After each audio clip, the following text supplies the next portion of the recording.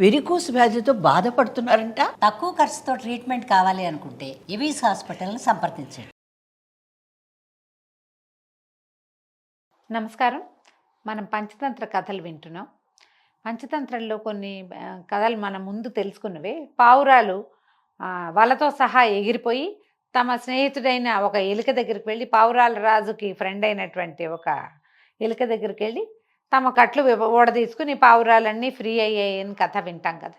ఆ కథలో ఎలుకగా చెప్పబడినటువంటి హిరణ్యకుడి కథ అన్నమాట ఇది ఇవాళ చెప్పుకునేది. ఈ హిరణ్యకుడు చెప్తున్నాడు, ఈ పూర్వం మహిళారోప్యం అనే ఒక నగరానికి దూరంగా ఒక పురాతన శివమందిరం ఉండేదట. దానికి అనుబంధంగా ఒక మఠం కూడా ఉండేది.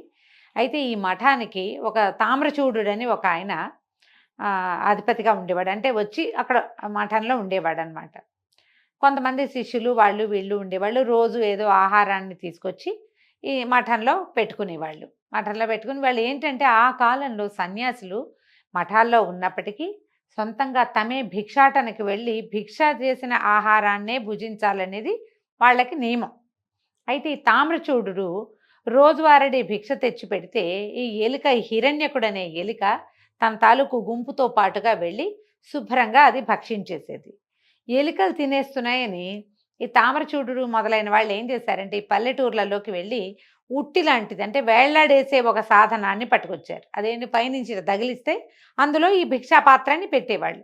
ఈ హిరణ్యకుడు అనే ఈ ఎలుక కింద నుంచి ఒక్క ఎగిరైనా సరే అందులో ఉన్న ఆహారాన్ని తీసుకునేది, తినగలిగేదన్నమాట. అయితే ఈయన ఏం చేసేవాడు, ఇక ఎంతసేపు ఎలుక వచ్చేస్తుందని ఒక వెదురు కర్ర పట్టుకొచ్చి పడుకుని మధ్య మధ్యలో టక్ టక్ అని దాని మీద కొట్టేవాడు. బెదురుతాయి ఎలుకలు శబ్దాలకి. తాము ఉన్న చోట ఏదైనా అదురొస్తే పారిపోతాయి. ఎలుకని బెదిరించడానికి ఉండుండి కర్ర పెట్టి టుప్పు టుప్పు అని శబ్దం చేస్తూ ఉండేవాడు. ఆహారం తినిచ్చేవాడు కాదు ఎలుకని. ఇలాగే ప్రయత్నం చేసేవాడు. ఆయన ఎప్పుడో కాస్త కళ్ళు మూసుకుని మాగన్నగా నిద్రపట్టినప్పుడు ఎలుక పరిగెత్తుకుంటూ వెళ్ళి దీని మీదకి ఎక్కేసి ఉట్టి మీదకి ఎక్కి ఏదో తీసేది. దీని స్నేహితులందరూ చెప్తుండేవాళ్ళు, వీళ్ళు ఉట్టి మీద పెట్టారు, ఎలా అంటే మీరెవరు ఎక్కలేకపోతే నేను ఎక్కగలను, నేను కింద నుంచి ఎంత ఎత్తైనా ఎగురుతానని ఎలుక మంచి ఉత్సాహంగా ఉండేది. అయితే ఒకనాడు ఏమైందట, ఈ మఠానికి బృహస్పిక్కు అనే పేరున్న ఇంకొక సన్యాసి గారు వచ్చాడు. వస్తే ఆయన ఆ పూట వాళ్ళిద్దరు కలిసి భిక్షాటనకి వెళ్ళారు, ఏదో మాట్లాడుకున్నారు. సాయంకాలం విశ్రమించి మాట్లాడుకుంటుంటే ఈయన నేను ఆ ఊరు వెళ్ళాను, ఈ ఊరు వెళ్ళాను, కాశీ వెళ్ళాను, రామేశ్వరం వెళ్ళాను కబుర్లు చెప్తుంటే ఈ తామ్రచూడు ఉండుండి ఒక కునుకు పడుతోంది, మధ్య మధ్యలో చెయ్యి ఎత్తి ఆ భిక్షాపాత్రని కొడుతుంటే ఈ బృహస్పిక్కి అర్థం కాలే, ఏమి మాట్లాడుతుంటే ఇతను ఏదో వేరే పని చేస్తాడు. దాంతో కోపం వచ్చి ఏమన్నాడంటే, ఏమయ్యా నువ్వు ఇంత మఠానికి అధిపతి అయిపోయేసరికల్లా నీకు ఇతరుల మాటలు ఎక్కడం లేదు, నువ్వు నా మాట వినిపించుకోవట్లేదు, నేను చెప్పేది నువ్వు అర్థం చేసుకోవట్లా, నా మీద నీకు ఆసక్తి లేదు, రేపు పొద్దున్న తెల్లారగానే వెళ్ళిపోతానులే, ఇంకోసారి రాను, నేను మన స్నేహితులకు కూడా చెప్తాను, వీడెవరి మాట వినడు వినిపించుకోడు అనగానే ఈ తామ్రచూడు బతిలాడాడు. అయ్యో అట్లా కాదు, అది కాదు నాయన, ఇక్కడ వేరే ప్రాబ్లం ఉంది.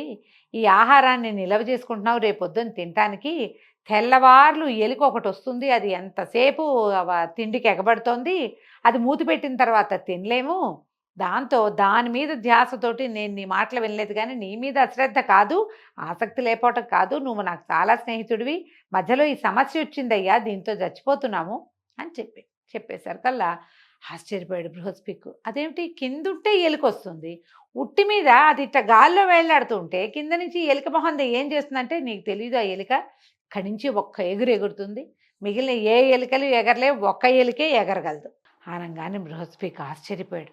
అవురా, అంతుందా, దానికి అంత తెలివి ఉందా, చూద్దామన్నాడు. కర్రతో కొట్టద్దు, ఏమిటో ఈ రాత్రి చూద్దామన్నారు. మర్నాడు రాత్రి వాళ్ళిద్దరూ కలిసి ఈ కింద నుంచి ఒక్క ఎగురుతోటి ఉట్టి మీదకి ఎగిరిన హిరణ్యకుడిని చూసేసరికల్లా బృహస్పిక్ అన్నాడు, ఆహాహా, ఎలుకల్లో ఇంత సామర్థ్యం ఉంటుందా, ఇంత ఉండదు, అది ఒక సన్న ఆధారం ఉన్నా పాకిపోతాయి, ఏ ఆధారము లేకుండా కోతిలాగా కింద నుంచి పైకి అది ఎట్టా దూకింది, ఈ దూకుతోందంటే దీని బలానికి కారణం వేరే ఉంది, దీని దగ్గర ఏదో నిలవుంది, అది దాని శక్తి. ఎలుకలకి ఏమి ఉండదండి, ఇవి మన కోసం చెప్పారు అంతే. దీని శక్తి ఉంది దీనికి, దీని ఇల్లు ఎక్కడ, ఇది ఎలా వస్తోంది అంటే, ఇది ఒక గుంపు నేసుకొస్తుంది, అంటే దీని వెనకాల కూడా గుంపు ఉంది చాలా, ఉండేది ఎక్కడ, దీన్ని ఏ బొరియల్లో ఈ ఎలుక ఉంటుందో చూద్దామన్నారు. అయితే నేను అది వినేశాను, హిరణ్యకుడు చెప్తున్నాడు అనమాట. ఆ ఎలుక హిరణ్యకుడు ఇది విని, అమ్మో వీళ్ళు నాకు కనిపెట్టారు నా రహస్యము, నా దగ్గర ఏదో నిధి దాచిపెట్టి ఉంచబడింది అనేది వీడికి తెలిసిపోయింది, వీడు నా వెనకాల వచ్చేస్తాడేమోనని నేను ఈ ఎలుక ఏం చేసింది, రెండో వైపుకి ఏటో దారి తీసేసరికల్లా దాని వెనకాల ఉండే ఎలుకలన్నీ ఆ రెండో వైపుకి అదెళ్ళిన వైపే పరిగెత్తినాయి.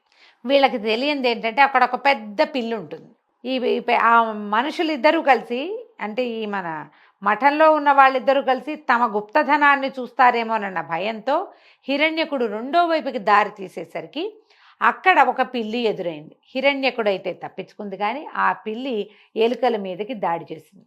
ఎలుకలు కొన్ని అయితే దానికి దొరికేసినాయి, కొన్ని దొరకనివి, చిన్న పొన్న దెబ్బలు తగిలినవి తమ తోటి ఎలుకల నెత్తుటిని తొక్కుకుంటూ పరిగెత్తుకుంటూ తమ బొరియ వైపుకి వెళ్ళిపోయింది. ఎప్పుడైతే ఈ ఎలుకల సమూహం పరిగెత్తిందో తామ్రచూడు ఈ బృహస్పిక్కు ఏమనుకున్నారు, లేచి పద అక్కడ ఎందో చూద్దామని బృహస్పిక్కు చెప్పాడు. ఎలుకల అడుగులు ఆరకముందే అవి ఏ దారిని వెళ్ళాయో మనం ఆ దారిని వెళ్దాం.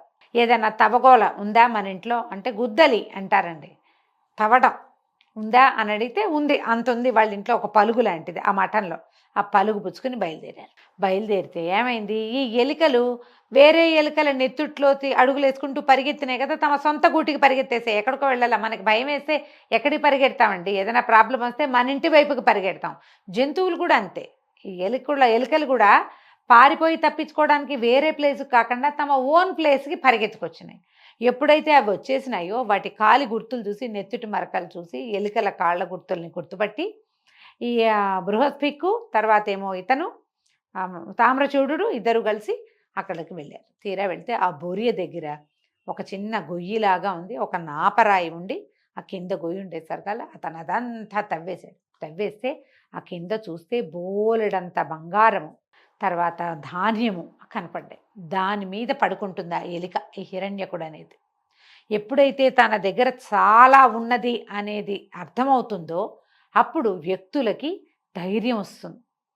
ధనమూలమిదం జగత్ అన్నారు కదా, జంతువులకు కూడా అంతేనని ఈ కథలో చెప్తున్నారు. జంతువు సంగతి పక్కకు పెడితే ఇది ఇక్కడ పాయింట్ ఏంటంటే, ఎవడి దగ్గర సంపద తన వెనకాల దన్ను ఉందని ఉంటుందో వాళ్ళు అమిత పొగరుగా ప్రవర్తిస్తారు. తాము ఎక్కలేని అందని దూరాలకి కూడా ఎగరటం స్టార్ట్ చేస్తారు. ఈ ఎలుక అలాగే కింద నుంచి పైన వేళ్లాడుతున్న ఉట్టి మీదకి ఎగిరేది, అది సక్సెస్ అయ్యేది కూడా. ధనం తాలూకు బలం అలాంటిదన్నమాట. ఈ బృహస్పిక్కు తామ్రచూడు మొత్తం తవ్వేసి అదంతా పట్టుకొచ్చేసారు. ఆ ధనాన్ని ఒక పెట్టెలో పెట్టుకున్నారు. ఈ ఎలుక తప్పించుకుంది. హిరణ్యకుడు దాని ఫ్యామిలీలో కొంతమంది ఆల్రెడీ వేళ్ళు ఊడిపోయి కాళ్ళు ఊడిపోయి పిల్లి తాలూకు దెబ్బలు తగిలి బాధాకరంగా మూలుగుతున్న వాళ్ళు బోళ్ళంతమంది ఉన్నారు. అందరికీ చెప్పింది, మన ఆ ధనం అంతా పోగొట్టుకున్నాము, మన శక్తి అంతా పోయింది, వాడు తీసుకుపోయాడు, ఆ దుర్మార్గుడు మానవుడు అని చెప్పేసరికల్లా అందరూ వాడిని ఎంకరేజ్ చేశారు హిరణ్యకుడిని. ఎందుకు భయపడతావు, ఇది వరకు నువ్వు ఎంత దూరంలో దూకేవాడివి, ఎంత పెద్దదానికైనా బొరి పెట్టేవాడివి, ఇప్పుడు కూడా నువ్వు అట్లాగే పెట్టగలుగుతావు, నువ్వు బ్రహ్మాండం, నువ్వు సూపర్, నువ్వు తోపని ఎంకరేజ్ చేసేసరికల్లా ఈ హిరణ్యకుడు అనే ఎలుక ఏం చేసింది, మర్నాటి రాత్రి తన తాలూకు ధనాన్ని ఒక పెట్టెలో పెట్టి ఆ పెట్టె నెత్తి కింద పెట్టుకున్న ఈ తామ్రచూడు బృహస్పిక్కు ఉన్నటువంటి ఆ మఠానికి మళ్ళీ వెళ్ళింది. ఈసారి ఏం చేసింది, వాళ్ళు నెత్తి కింద పెట్టుకున్న ఆ పెట్టెకి బొరి పెట్టి తన ధనాన్ని లాక్కుందామనుకుంది. అది బొరి పెట్టేసరికల్లాని ఆయన లేచేసాడు, పళ్ళతో కొరికేసరికి లేచి గట్టిగా కొట్టేశాడు ఈ హిరణ్యకుడిని. మామూలుగా చావు దెబ్బ తగిలింది. ఎలుకలు మామూలుగా కర్రబెట్టి కొడితే చచ్చిపోతాయి, కాకపోతే దీనికి తోక తెగినంత పని అయ్యి మెడ విరిగినంత పని అయ్యి ఎలాగోలాగా వచ్చి తన గుంటలో గోతులో పడింది. అప్పుడు తెలుసుకుంది ఏంటంటే, ధనం ఉన్ననాడు నాకున్న ధైర్యం కానీ బలం కానీ సాహసం కానీ ధనం లేనప్పుడు లేవు. నేను ఇంతకంటే పెద్ద పెద్ద పెట్టెలు కూడా బొరియలు పెట్టగలిగేదాన్ని, ఇప్పుడు పెట్టలేకపోయా, ఎందుకంటే నా దగ్గర ధనం లేదు, నా ధనాన్ని ఇంకొకటి అపహరించేశాడు, నేను వీక్ అయిపోయా, డబ్బులు లేవు అనగానే వీక్ అయిపోతాం అని. అందుకని నా ఓపిక అంతా పోయింది, ఇంకా నేను అక్కడ ఉండటం మానేశాను, వచ్చి ఇక్కడ కొండ మీద ఉంటున్నానని ఆ తనకి స్నేహితుడైన కపోతరాజుకి ఈ కథని హిరణ్యకుడు అనేటువంటి ఎలుక చెప్పిందట. ఇది చూడండి కథ ఎంత వింతగా ఉందో. మనుషులకి సంబంధించిన కథగానే దీన్ని మనం చెప్పుకోవాలి. ఎవరైనా సరే డబ్బు నీ వెనకాల దన్ను మనుషులు కానీ గుంపు కానీ ఉంటేనే మనం బలంగా ఉంటాం. ఒంటరి వ్యక్తులు కానీ నిర్ధనులు ధనం లేని వాళ్ళు కానీ బలంగా ఉండలేరు, వాళ్ళు దేన్ని ఎదుర్కోలేరు, సులువుగా ఓటమిని పొందుతారు, పరాజయం పాలవుతారు, ఓటమిని ఒప్పుకుంటారు కూడా. కానీ ఎవరి దగ్గర అయితే డబ్బు ఉంటుందో, బలం ఉంటుందో, వెనకాల మనుషులు ఉంటారో, దన్ను ఉంటుందో వాడు ఓడడు, ఓటమిని ఒప్పుకోడు, దేనికైనా ప్రయత్నం చేస్తాడు. ధనమూలం ఇదం జగత్. కాబట్టి మనిషి అన్న ప్రతివాడు సంపాదన పరుడుగా ఉండాలి. తన శక్తికి మించిన ధనాన్ని ప్రతివాడు నిల్వ చేసుకోవాలి. 10 రూపాయలు సంపాదించుకునేవాడు 25 రూపాయలు దాపరికంలో ఉండాలి. నెలకి 1,00,000 జీతం ఉన్నవాడి దగ్గర 10 లక్షలైనా నిలవ ఉండాలి. ఎప్పుడు నిలవ ఉన్న ధనమే మనకి బలంగా ఉంటుంది. కాబట్టి ధనాన్ని నిలవ చేసుకోండి. అది మిమ్మల్ని ఆపత్ సమయాల్లో కాపాడుతుంది, ప్రమాదకర సమయాల్లో మీకు ఉపయోగపడుతుంది, మీకు ధైర్యాన్ని, సాహసాన్ని నేర్పిస్తుంది. కాబట్టి ధనమో దన్నో రెండిట్లో ఏదో ఒక దాన్ని పెంచుకోవాలని రాజకుమారులకి విష్ణు శర్మ గారు ఈ కథను చెప్పాడు. కథ కంచికి మనం ఇంటికి.